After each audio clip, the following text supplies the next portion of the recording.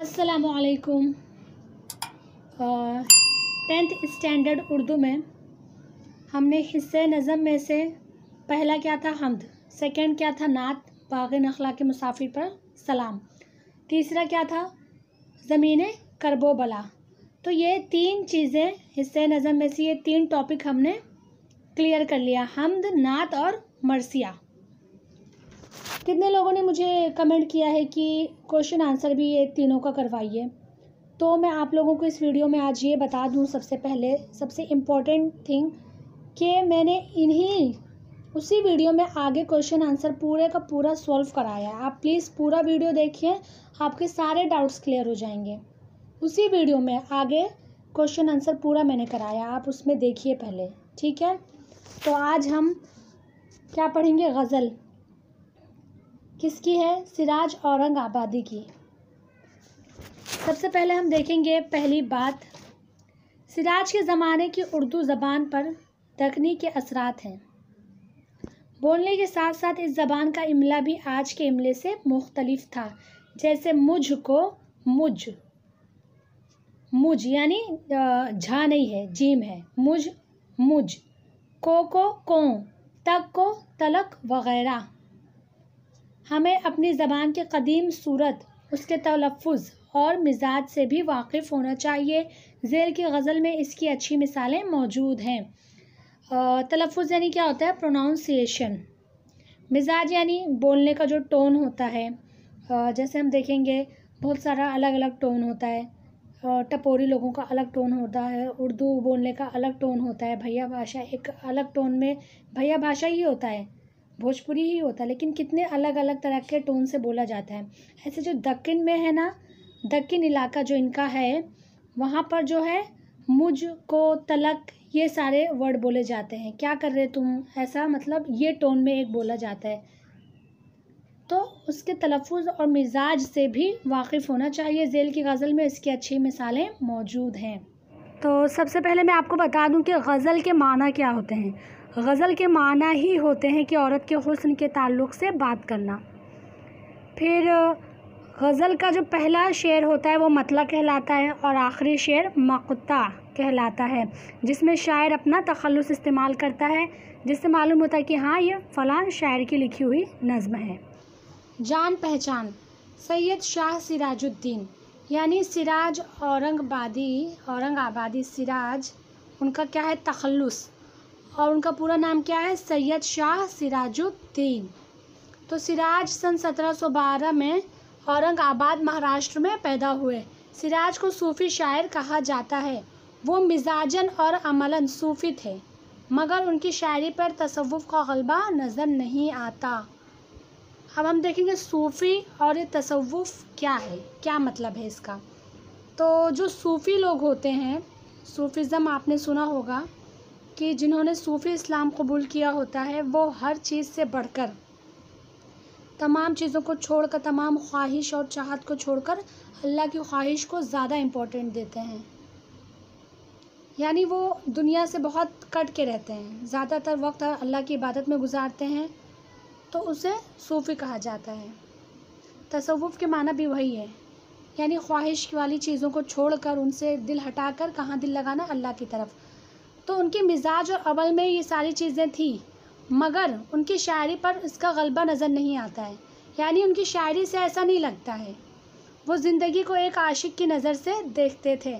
फ़ारसी शेर व अदब से उन्हें बहुत लगाव था। शायरी में उन्हें उस्तादाना महारत हासिल थी। वली के बाद वो दक्कन के सबसे नामवर शायर हुए। यानी दक्कन के सबसे नामवर शायर कौन थे, वली। उनके बाद कौन हुए, सिराज औरंगाबादी। फिर क्या है, उन्होंने गज़ल के अलावा मरसिए, कसीदे, रुबाइयात, खमसे और मसनवियाँ भी लिखी हैं। उनका इंतकाल सन 1763 में औरंगाबाद में हुआ। पैदाइश कब हुई, 1712 में। इंतकाल कब हुआ, 1763 में। आगे हम पढ़ते हैं उनके शेर।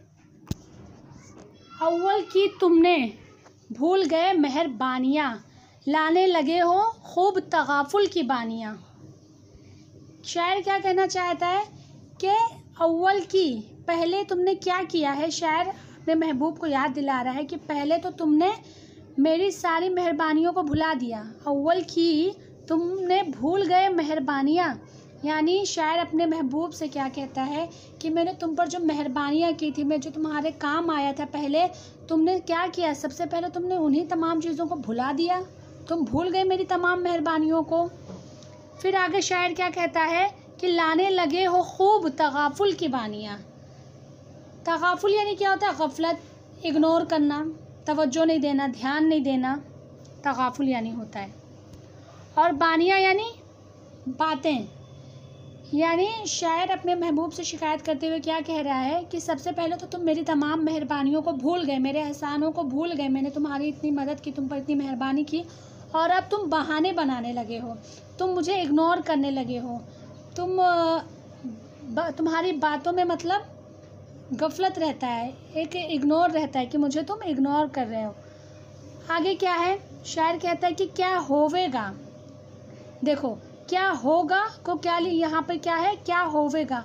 हमने ऊपर पढ़ा है ना कि इससे क्या पढ़ा हमने कि बोलने के साथ साथ इस ज़बान का इमला और आज के इमले से मुख्तलिफ है। जैसे मुझको, मुझ को, तक को, तलक। तो ये होवेगा कि ये कहाँ का है, दक्किन का है। होगा का होवेगा, तो ये वहाँ की ज़बान है। क्या होवेगा सुनोगे अगर कान धर के तुम, गुजरी बिरह की रात जो मुझ पर कहानियाँ। देखो मुझ आया, मुझ, झा नहीं आया, मुझ नहीं कहा गया, बल्कि क्या आया, मुझ। तो क्या मतलब है इसका, क्या होवेगा सुनोगे अगर कान धर के तुम। कान धर के यानी ध्यान से, एकदम ध्यान से, अटेंशन के साथ सुनोगे। शायर अपने महबूब से क्या कहता है कि तुम्हारा क्या होवेगा, क्या बिगड़ जाएगा, तुम्हारा क्या घट जाएगा, तुम्हारा क्या चला जाएगा अगर तुम मेरी बातों को ध्यान से सुन लोगे। गुजरी बिरह की रात जो मुझ पर कहानियाँ। बिरह यानी क्या है, आपकी बुक में दिया हुआ है, बिरह के मीनिंग हिज्र यानी जुदाई। जो जुदाई की रात थी जो मुझ पर बीती, अगर तुम उसे ध्यान से सुन लोगे तो तुम्हारा क्या बिगड़ जाएगा, क्या चला जाएगा, ऐसा। अब तीसरी लाइन, दामन तलक भी हाय मुझे दस्तरस नहीं, क्या खाक में मिली है मेरी जाफिशानियाँ। दामन तलक यानी दामन तक, दस्तरस यानी पहुँच, रसाई, जाफिशानियाँ यानी जान को तकलीफ़ देने वाली यानी मुश्किलें। तो शायर इस शेर के ज़रिए क्या कह रहा है, अपने महबूब से शिकायत कर रहा है। शायर को इस बात का बहुत अफसोस हो रहा है कि महबूब को पाने के लिए उसने इतनी तकलीफ़ें उठाई, इतनी मेहरबानियाँ की, उसके बावजूद जो महबूब है उसको एहसास नहीं है। तो शायर कहना चाहता है कि ये सब करके कोई फ़ायदा नहीं हुआ, मेरी ये सारी चीज़ें बेमाना हो गई और महबूब की दामन तलक भी मैं नहीं पहुंच पाया, उसे पाना तो दूर। मेरी सारी जाफिशानियाँ, सारी मुश्किलात जो मैंने उसकी खातिर उठाई वो क्या हो गई, खाक में मिल गई। ऐसा शायर अपने महबूब से शिकायत के तौर पर कह रहा है। अब चौथी लाइन, दागे फ़िराक़ लाले बागे ख़याल है। फ़िराक़ यानी क्या होता है, जुदाई का, जुदाई अलग अलग। आपने फ़र्क सुना है, फ़र्क, तो ये फ़र्क से बना है फ़िराक़। फ़र्क यानी अलग अलग, फ़िराक़ यानी भी अलग अलग, जुदा जुदा। तो दागे फ़िराक़ यानी क्या है, दागे फ़िराक़ यानी है जुदाई का गम।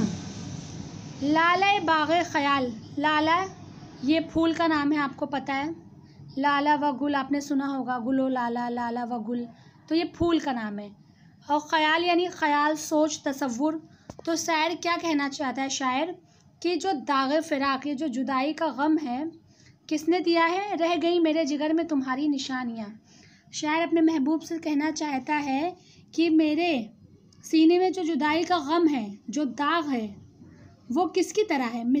तशबीह दे रहा है यहाँ पे शायर कि वो लाला का जो बाग होता है, आप गूगल पे सर्च करेंगे लाला फूल के से रिलेटेड, तो लाला फूल में ना बीच में काला कलर का एक वो होता है, तो शायर ने उससे तशबीह दिया है कि जी मेरे सीने में किस तरह का दाग है, लाला का जो फूल होता है उसी तरह का दाग है। और वो दाग किसने दिया है, अपने महबूब पे इल्ज़ाम लगा रहा है शायर कि तुमने दिया हुआ, तुम्हारा दिया हुआ ये दाग है, रह गई मेरे जिगर में तुम्हारी निशानियाँ। शायर ने इस दाग की मुनासिबत से अपने सीने के दाग का जिक्र किया है, यानी लाला जो फूल है उसके दाग के मुनासिबत से अपने सीने का दाग जिक्र किया है और इस दाग को क्या कहा है कि महबूब की दी हुई निशानियों में से है।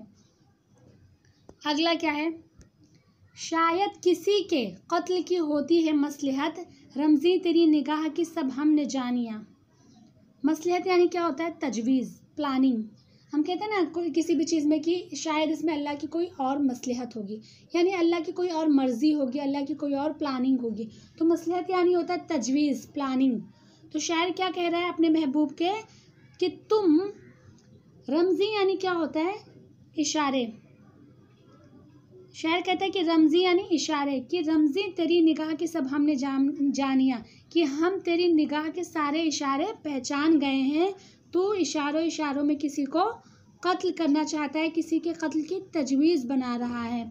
फिर शायर आगे क्या कहता है कि और तू जिसका कत्ल करना चाहता है, जिसके कत्ल करने की साजिश अपनी निगाहों से कर रहा है, वो कत्ल किसी और का नहीं बल्कि ख़ुद मेरा ही करना चाहता है। शायर ऐसा अपने महबूब के ताल्लुक़ से कहता है कि शायद किसी के कत्ल की होती है मसलहत, रमज़ी तेरी निगाह की सब हमने जानिया। मुझ दिल के, अब ये मुझ दिल के कोहे तूर को सुरमा किए हो तुम, बाकी है अब तलक भी वही लन तरानिया। मुझ यानी मुझ, को यानी को, कोहे तूर। अब यहाँ पे आप देखेंगे सनत तलमीह इस्तेमाल हुआ है, कोहे तूर।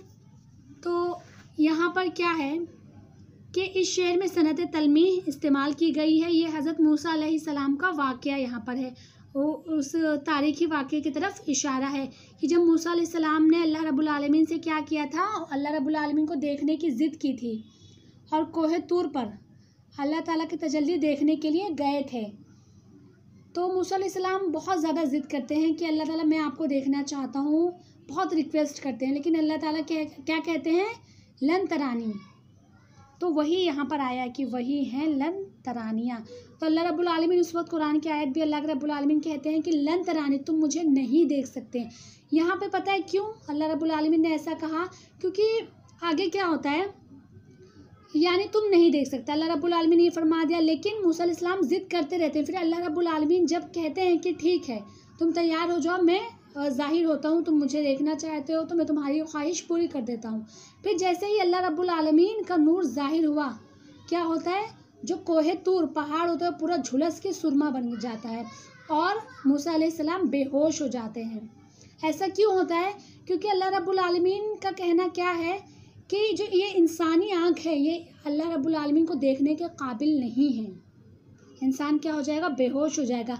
इसलिए जन्नत में अल्लाह रब्बुल आलमीन ने वादा किया है कि वो मोमिनीन को जन्नत में अपना चेहरा दिखाएगा, उनके सामने आएगा और जन्नत में मोमिनीन जो होंगे उनको दूसरी आँख दी जाएगी। उस आँख से वो अल्लाह रब्बुल आलमीन को देख सकेंगे, क्योंकि जो दुनियावी आँख है वो बहुत कमज़ोर, वो अल्लाह को देखने के काबिल नहीं है। हम फ़ौरन बेहोश हो जाएंगे, उस चीज़ को, अल्लाह की रोशनी को, अल्लाह के नूर को हम बर्दाश्त नहीं कर पाएंगे। तो शायर क्या कहना चाहता है अपने महबूब के ताल्लुक़ से कि मुझ दिल के कोहे तूर को सुरमा किए हो तुम, यानी तुमने मुझ पे इतना सितम ढाया है कि मेरा दिल क्या हो गया है, बिल्कुल सुरमे की तरह। उसमें सनत तलमीह की तरफ इशारा देते हुए शायर ने मिसाल दिया कि मेरा भी दिल बिल्कुल वैसे ही हो गया, तुमने मेरा दिल इतना तोड़ा है। आगे क्या है कि बाकी है अब तलक भी वही लन तरानिया। तो शायर अपने महबूब को कह रहा है कि तुम्हारे अंदर भी वही लन तरानिया। लन तरानी का मतलब एक, देखें, एक वर्ड का बहुत सारे मीनिंग होता है, तो यहाँ पर एक मीनिंग क्या है, अकड़ भी है। तो शायर अपने महबूब के ताल्लुक़ से क्या बोल रहा है कि तुम्हारे अंदर बाकी है अब तलक भी वही लन तरानिया, यानी तुम्हारे अंदर वही अकड़ और गुरूर बाकी है। जबकि गुरूर और अकड़ ये किसकी चादर है, ये अल्लाह की चादर। इंसान को इससे बाज रहना चाहिए। आगे क्या है, कब लग रवा रखोगे तगाफुल सिराज पर, अब इस कदर भी खूब नहीं सरगरानियाँ। कब लग, लग यानी क्या है, यानी कब तक, कब तलक। रवा रखोगे तगाफुल, या रवा रखना यानी जारी रखना, रवा रखना यानी जारी रखना, और तगाफुल यानी वही इग्नोर, कब तक तुम सिराज को इग्नोर करोगे। शायर कहना चाहता है अब इस कदर भी खूब नहीं सरगरानियाँ, यानी सरगरानियाँ यानी क्या है, अकड़, ये गुरूर। शायर क्या कहता है अपने महबूब से, तुम कब तक मुझे इग्नोर करोगे, और अकड़ इतनी भी अच्छी नहीं है। तो ये कंप्लीट एक्सप्लेनेशन हो गया। अभी तक मैं ये करती थी कि हिस्से नज़म में जो पहला हम्द, नात और मरसियात तीनों का मैंने एक्सप्लेनेशन और आगे क्वेश्चन आंसर उसी वीडियो में करवाया है। तो बच्चे लोग बहुत कंफ्यूज हैं, आप लोग स्टूडेंट्स काफ़ी कंफ्यूज हैं कि क्वेश्चन आंसर बार बार मुझसे क्वेश्चन कर रहे हैं कि क्वेश्चन आंसर भी भेजिए। तो उसी वीडियो में आगे क्वेश्चन है, तो आप लोग कंफ्यूज ना हो इसलिए अब मैं 2 पार्ट में वीडियो बनाऊंगी। एक पार्ट में एक्सप्लेनेशन होगा और एक पार्ट में क्वेश्चन आंसर होगा। तो इसमें मैंने आप लोगों को पूरा एक्सप्लेन कर दिया और सेकंड पार्ट जो सुबह इंशाल्लाह मैं आप लोगों को वीडियो अपलोड करूँगी उसमें क्वेश्चन आंसर रहेगा कंप्लीट। तो वीडियो को लाइक करो, अपने दोस्तों से शेयर करो, चैनल को सब्सक्राइब करो।